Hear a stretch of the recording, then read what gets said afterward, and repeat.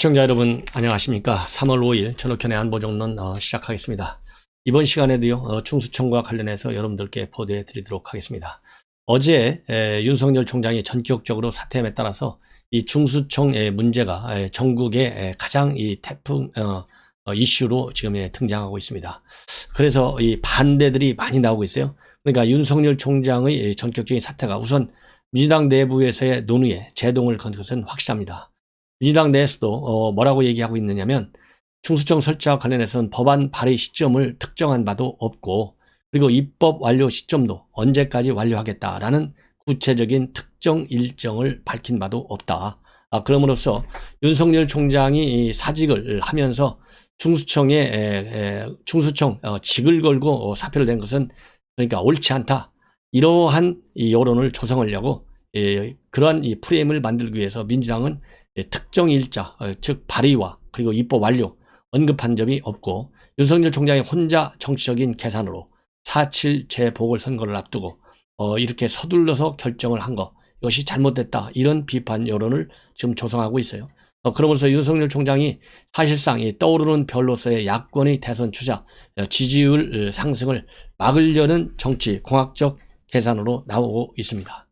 자, 그럼에도 불구하고요, 심지어 여러분들 잘 아시다시피 민변 누굽니까? 지금 민변 출신의 변호사들이 주요 요직을 법원과 법무부, 지금 딱 검찰 다 장악하고 있지 않습니까? 그러한 이 민변마저도, 그러니까 가장 핵심 친여 변호사 단체 중에 하나가 민변이에요. 민변에서도 이 성명을 내고 충수청 설치하는 거 잘못됐다, 강력히 비판을 하고 있습니다. 이 4일날, 그러니까 어제 사법센터 명의로 이 성명 입장문을 냈어요. 그래서 수사와 기소가 분리되면 권력형 비리 수사를 포기하라는 할 것이라고 하는 윤 총장의 발언, 일단 이것은 일방적 주장이다. 그래서 윤 총장이 얘기하는 충수청 설치 그 자체에 대해서는 동의를 하지 않고 있습니다. 그렇지만은 충수청 법안 안에 우려스러운 부분이 있다 이거죠. 우려스러운 부분 중에 하나가 바로 뭐냐? 충수청을 새로 설치하는 것은 국민의 기본권을 제한하는 권력기관의 수사총량을 늘리는 것이다. 그럼 수사총량이 늘리다 보면 결국은 뭐냐? 이것은 신중하지 않을 수가 없는데, 왜 그러느냐? 국민의 인권 침해를 할 가능성이 많다는 거예요. 즉 수사총량이 늘어난다고 하는 것은 결국 국민의 기본권을 제한하는 것 아니겠느냐.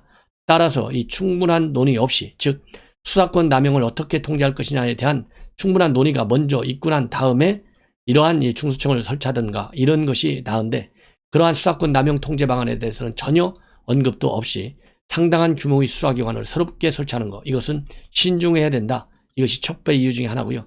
두 번째로는 수사와 기소 분리를 위한 이 과도기전 단계로 충수청 도입이 설령 필요한다 하더라도 올해 시행된 검경수사권 조정이 안정적으로 운정된 이후에 충분한 공론화 과정을 거쳐서 신중하게 검토하는 것이 옳다. 그래서 여당은 충수청 연내 도입에 급급한 듯 보이고 충분한 연구 검토가 이루어지지 않고 있다, 이렇게 비판하고 있어요. 이 얘기는 결국 뭐냐? 수사와 기소는 융합되어야 된다는 윤석열 총장의 논리에는 반대를 하고 있습니다. 그래서 분리를 한다 하더라도 공론화 과정을 거쳐서 충분한 연구가 되어야 된다. 그래서 이게 졸속입법해서 법치주의를 파괴시킨다. 이 사실상 윤석열 총장의 이 발언의 발언과 맥락을 같이 하는 거예요. 그러나 외형적으로는 철저하게 민변은 윤석열 총장 충수청 반대하는 것에 대해서는 동의하지 않는다는 뜻을 분명히 밝히고 있습니다. 그리고 또 이 충수청 법안에서는 경찰청장이 충수청장 후보자를 추천하고 대통령이 임명하도록 돼 있다. 이거 다 황운하가 만들었어요. 왜 그러냐면 황운하가 누굽니까 여러분들? 경찰 출신이잖아요. 그야말로 사상 초유로 경찰 신분을 유지하면서 국회의원에 출마한 그런 특이한 경력을 가지고 있는 사람이에요. 그리고 또 피의자예요. 울산시장 선거와 관련해서. 이런 사람이 충수청 안을 만들다 보니까 경찰청장이 충수청장 후보자를 추천하게 한 거예요. 이 경찰권 분산을 위한 경찰개혁의 취지에 배치된다. 이것을 강력히 또 비판하고 있습니다. 자, 이거를 보면 이 민변마저도 이렇게 비판하는 충수청을 정부 여당이 만들려고 하는 이유가 뭐겠습니까? 뻔한 거잖아요. 그야말로 검찰의 살아있는 권력에 대한 수사 막겠다는, 즉 권력형 비리 수사 지금 진행되고 있는 거죠. 자칫 잘못하면 문재인 대통령에게 불똥이 띄기 때문에 이것은 반드시 막겠다고 하는 의지의 또 다른 표현이 된다고 볼 수 있습니다. 그리고 또 변협도 어제 성명을 발표했어요. 여러분들 아시다시피 변협 회장, 이정엽 변협 회장이 어제 마지막으로 윤석열 총장을 면담하고 나온 사람입니다. 그 면담 내용 구체적으로는 알려지지 않고 있지만은 변협과 관련해서 이 소통을 검찰하고 더 강화하겠다. 이것이 윤석열 총장 검찰이 밝힌 내용이고요. 그리고 이 변협 측에서는 이 변협과 관련된 현안을 논의했다라고만 밝히고 있어요. 그리고 중수청에 관해서 당연히 어떻게 언급 한마디도 안 하겠어요. 왜냐하면 변협에서는 윤석열 총장 만나기 직전에 성명을 발표했습니다. 이 얘기는 당연히 윤석열 총장이 이 중수청에 대해서 반대한다는 거 이미 언론을 통해서 대대적으로 보도가 됐기 때문에 다 알고 있는 거 아니에요? 그러니까 윤석열 총장을 만나기 직전에 이 반대 성명을 발표해서 윤석열 총장과 뜻을 같이 한다. 여러분들 잘 아시다시피 변협은 정치적으로 중립을 지키려고 노력을 하는 그런 단체입니다. 예. 그럼에도 불구하고 중수청에 대해서 강력한 반박 성명을 냈어요. 뭐라고 얘기했냐면 검찰의 수사권 박탈은 중대범죄 수사력 약화로 이어진다. 그래서 수사력 약화를 굉장히 우려하고 있어요. 그 다음에 검경 수사권 조정과 공수처 가동에 적용할 여유도 없이, 적응할 여유도 없이 또다시 바뀐 법과 제도로 인해 형사사법체계에 큰 혼란을 느끼게 되는 거. 그러니까 여기서도 이 검경 수사권 조정과 공수처 어느 정도 자리를 잡은 다음에 해도 늦지 않은데 왜 이렇게 서두르냐. 이것도 윤석열 총장과 맥락을 같이 해요. 졸속 입법. 그리고 권력형 비리에 대한 수사가 자초되는 등 법적 안정성을 해쳐서 국민들에게 피해를 줄 우려가 있다. 즉 말하자면 애완견 기관으로 타락하게 된다는 거예요. 이런 것을 대한변협에서도 우려하고 있는 겁니다. 예. 그래서 지금 변협과 그 다음에 이 민변 이런 데서 대대적으로 반발을 하는 것이 정부 여당에는 상당한 영향을 줄 가능성이 크다. 특히 이 변협에서는 말이죠. 정치권의 이해관계에 의해서 수사기관을 잇따라 설치하는 것. 이것은 국민의 기본적 권익보호에도 부합하지 않는다. 이 얘기는 결국 뭡니까? 기본권 보호가 약해질 수 있다라고 하는 변협 얘기하고 맥락을 같이 하고 있어요. 그리고 남아있는 검찰의 6대 중대범죄 수사권마저 중수청으로 이관한다면 사실상 검찰을 해체하는 것으로 검찰의 독립성과 자율성을 심각하게 훼손한다. 이렇게 지금 변협에서는 성명을 발표했습니다. 이 얘기는 이 별도의 성명을 이렇게 발표하고 나서 만났거든요. 이 얘기는 결국 어제 만나서 윤석열 총장 당신을 지지한다. 중수청은 절대 설치할 수 없다. 즉 윤석열 총장 지지 성명을 낸 거나 마찬가지다. 민변도 그렇고요. 이런 측면에서 정부 여당에게는 상당한 압박을 줄 것이고 중수청 설치가 이번 이 4.7 재보궐선거에도 상당한 표심에 영향을 줄 가능성이 크다. 이렇게 저는 봅니다. 자, 이제 김학의 사건과 관련해서 여러분들 잘 아시다시피 현직 법무부 이 고위 관리가 사상 초유로 이 피의자로 조사를 받았지 않습니까? 그런데 영장실질심사가 오늘 지금 현재 열리고 있습니다. 10시 30분부터 수원지법에서 열리고 있어요. 거기에서 이 직권남용 권리 행사 방해죄, 허위 공문서 작성 및 행사죄, 영장실질심사를 받게 되는데요. 그동안에 3차례에 걸쳐서 피의자신 모르로 조사를 했어요. 여러분들 아시다시피 177번에 걸쳐서 이 정보 사적으로 활용한 거 정보 그래서 김학의와 관련된 개인 정보를 무단으로 말하자면 활용한 것이죠. 그리고 이규원 검사가 만들어 놓은 가짜 문서에 이 법률 위반적 요소가 굉장히 많고 그래서 바로 밑에 있던 정책국장이 사인을 안 했는데도 불구하고 그거 갖고 와 내가 사인할게 해서 사인을 한 사람이 바로 이규근 차규근 법무부 출입국 정책본부장이에요. 그래서 이 사람은 제가 보기에는 이 구속영장이 발부되는 것이 맞을 것 같습니다. 그런데 오늘 출근하면서 아침에 오늘 10시 반에 법정에 출두하면서 언론인들한테 얘기했습니다. 김학의가 범법자인데 해외 도망가도록 내버려 두는 게 과연 맞는 얘기냐? 그래서 본인이 한 것에는 불법적 요소가 하나도 없다. 그리고 상세한 내용은 영장실질심사에서 밝히겠다. 이렇게 되어 있는데요. 여전히 반성의 정도 하나도 없고 완전히 부인으로 일관하고 있는데요. 이거 살아있는 권력 실세에 해당되기 때문에 이러는 것이 아닌가 해서 상당히 참 씁쓸하다. 이렇게 저는 보고 싶습니다. 그리고 어제 김명수 대법원장 이 화상회의를 통해서 전국 법관 이 법원장 회의가 열렸어요. 이 법원장 회의를 통해서 본인이 다시 한번 3번째 사과를 했지만은 이 법원장들 진실성이 없어 보인다. 그리고 그야말로 이제 인사농단이라는 말이 나오는데요. 거기에 대해서도 단 한마디 언급을 안 한 거. 이것도 이 법원, 이 법관들의 많은 지금 불만이 제기되고 있습니다. 그러니까 원칙에 위반되는 인사를 많이 했다는 것이죠. 그리고 이 검찰의 수장은 조직과 법치를 수행하겠다면서 사퇴하는데 똑같은 날 법원의 수장은 그야말로 현재 재판 결과에 대해서 판사들이 정치적인 외압과 비판에 시달려 있는데도 불구하고 사법부 독립과 관련해서는 단 한마디도 안 한 거. 이거에 관해서도 지금 이 법원장들, 이 법원 내부가 부글부글 끓고 있다고 합니다. 그래서 지금 현재 법원 내부에서는 이제 법원장마저도 밑에서 추천해서 올라오잖아요. 그러니까 부장 판사가 이 임명직이 아니고 이 추천제로 하다 보니까 사실상 법원장 승진 기회가 없어진 것 아니냐. 그래서 근무할 말하자면 필요성을 못 느낀다는 것이죠. 그런 측면에서 많은 지금 법원 내부가 술렁이고 있다는 보도가 나오고 있습니다. 다음에는 여러분들 그 유명한 그야말로 진보 인사에서 반진보 인사로 이 바뀐 사람 중에 한 사람이 진중권이에요. 굉장히 그 촌철살인 많이 하는 분인데 어제 마포 경찰서로부터 조사를 받았습니다. 왜 그러냐면 여기 고발한 사람은 장경욱 동양대 교양학부 교수로부터 고발을 당해서 조사를 어제 마포 경찰서로부터 받았어요. 그건 장 교수는 왜 고발했느냐? 같이 동양대 교수였잖아요. 뭐라고 했냐면 이 정경욱 교수 그야말로 이 동양대에서 표창장도 가짜로 만들어 놓고 그렇지 않습니까? 이게 법원 판결에 의해서 다 가짜라는 게 확인이 됐잖아요. 그래서 이 정경심 교수 법정 구속됐잖아요. 요거와 관련해서 친조국 입장에서 이러한 이 허위 이 가짜 문서와 관련해서 말이죠.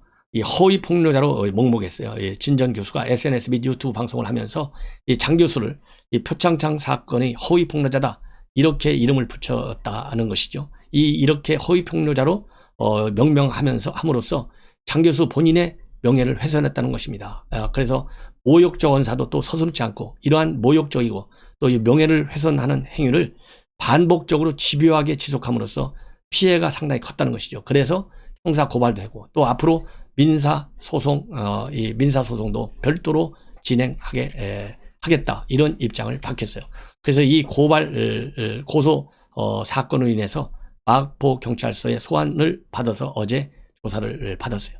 근데 제가 보기에는요, 이거 걱정할 거 하나도 없는 것 같고, 오히려 무고 혐의로 진중권 교수가 이런 사람들은 고발해야 되는 거 아니냐, 고소해야 되는 거 아니냐, 이렇게 저는 생각을 합니다. 왜냐하면 법원에서 지난 12월 달에 15개 혐의 대부분이 전부 다 11개 혐의가 유죄로 판단됐고, 징역 4년에 벌금 5억 원까지 선고받은 사람이 바로 정경심 교수예요. 그렇기 때문에 이길 수밖에 없다. 저는 그런 생각이 듭니다. 그리고 이제 북한 문제를 좀 말씀을 드리겠습니다. 북한 영변 핵시설에서 연기가 나오는 것이 미국 상업위성에 의해서 확인이 됐습니다. 그래서 38노스, 미국의 북한 전문 매체죠. 38노스에서는 이 영변 핵시설 단지 사진을 공개하면서 영변 단지 안에 있는 방사화학실험실에 증기를 공급하는 석탄화력 증기발전소 굴뚝에서 연기가 나오는 그런 이 사진을 증거로 제시하고 있어요. 그래서 2년 만에 재가동된 발전소 모습은 핵무기에 필요한 플루토늄 추출하기 위해서 사용 후 핵 연료를 재처리하는 것일 가능성이 상당히 크다. 이렇게 지적하고 있고요.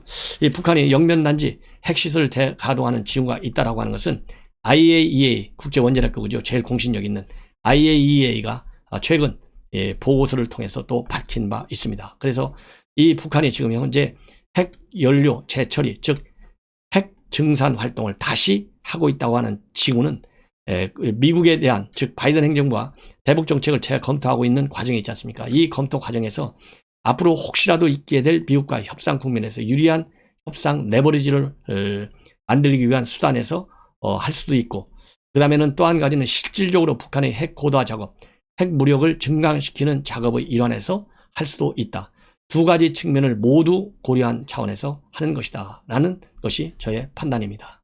그리고 조금 전 방송에서 제가 말씀드린 대로 지금 바이든 행정부는 대북 정책 전면 재검토 작업에 착수했는데요.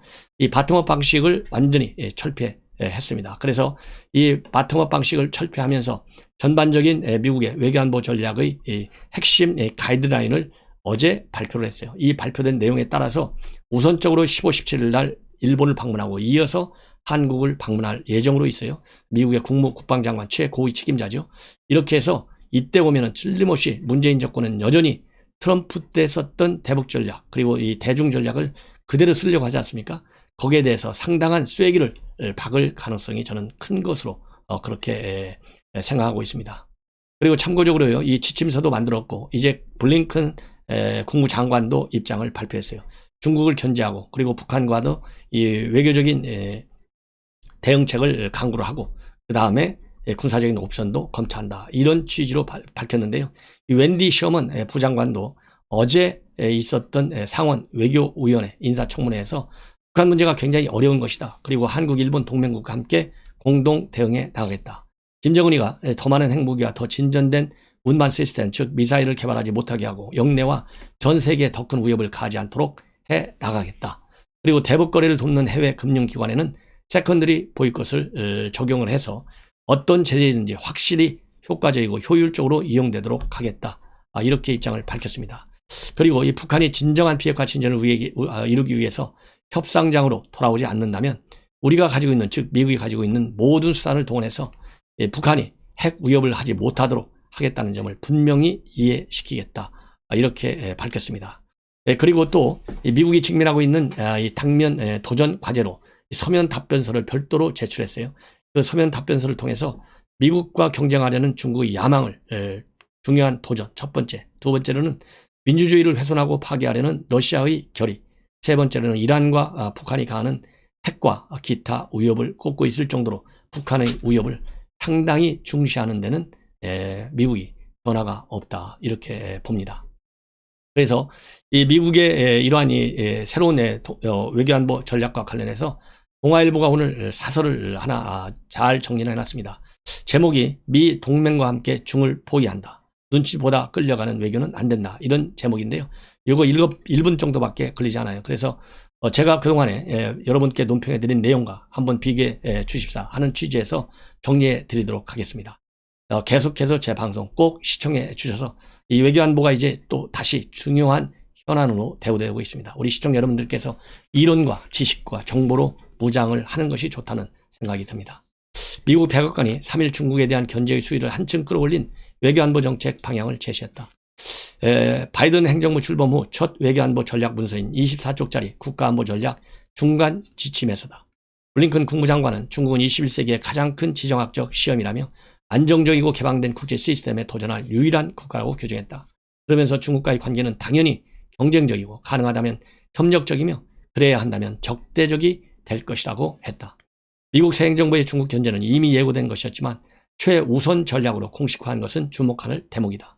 과거 행정부에선 대선 도중 중국을 거세게 비판하다가 막상 집권 뒤엔 태도가 바뀌는 경우가 많았던 만큼 바이든 행정부의 중국 정책도 최소한 톤이 완화될 것이라는 예측이 적지 않았다.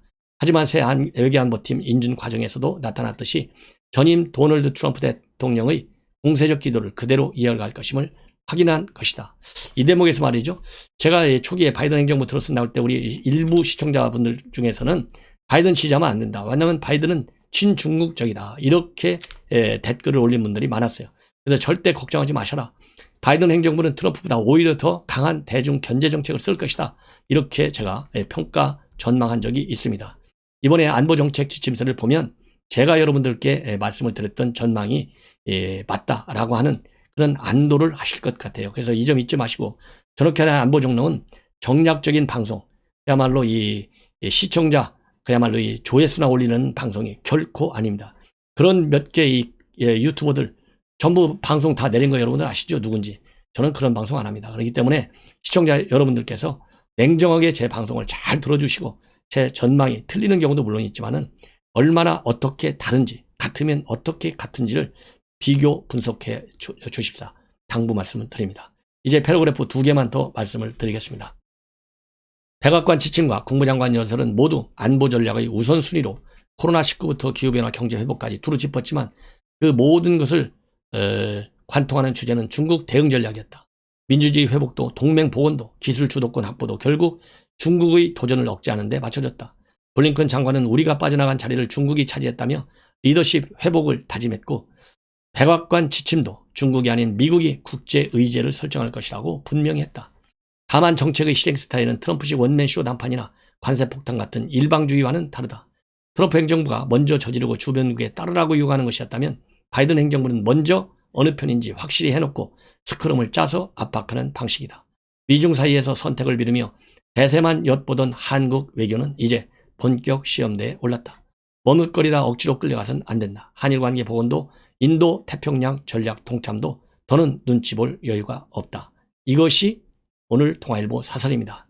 그동안에 제가 여러분들께 분석해 드렸던 것과 맥락을 거의 같이 한다. 이런 생각을 여러분들이 하실 것이라고 믿습니다. 저는 언제든지 국가안보 우선, 국가이익 우선의 이 관점에서 국내외 정치 현안, 외교안보 현안을 분석하고 있다는 말씀을 분명히 다시 한번 짚어드립니다. 대단히 고맙습니다.